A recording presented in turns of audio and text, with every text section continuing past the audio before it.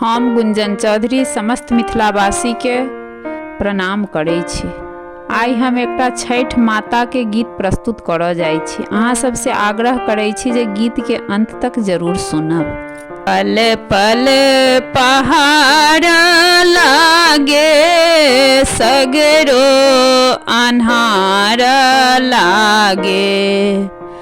पल पल पहाड़ लागे, सगरो अन्हार लागे।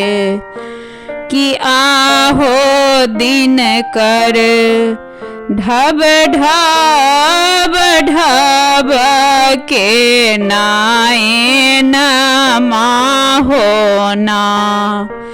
किया हो दिन कर ढब ढब ढब के नाए नमा होना।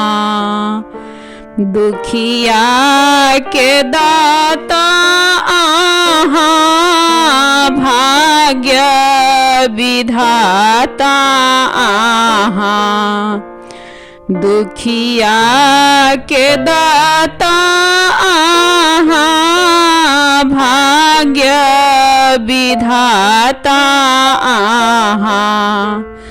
किया हो दिन कर पूजो हम तो हरे चरण होना। किया हो दिन कर पूजो हम तो हरे चरण होना। किया हो दिन कर ढब ढब ढब के नाए नमा होना। किया हो दिन कर ढब ढब ढब के नाए नमा होना। दूधक चढ़ावी धारे, केरा के अनलहु भारे। दूधक चढ़ावी धारे, केरा के अनलहु भारे। किया हो दिन कर दियो न आबे दरसन होना। किया हो दिन कर दियो न आबे दरसन होना।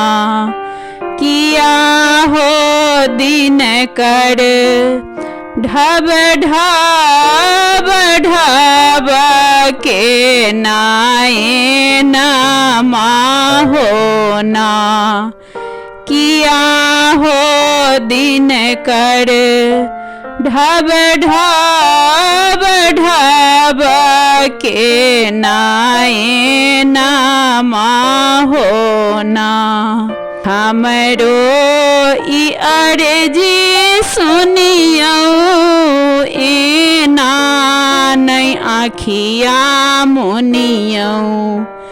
हमरो ई अर्जी सुनियो, एना नहीं आखिया मुनियो। गुंजन के रखियो शरण होना। गुंजन के रखियो शरण होना। किया हो दिन कर ढब ढब ढब के नाए नमा होना।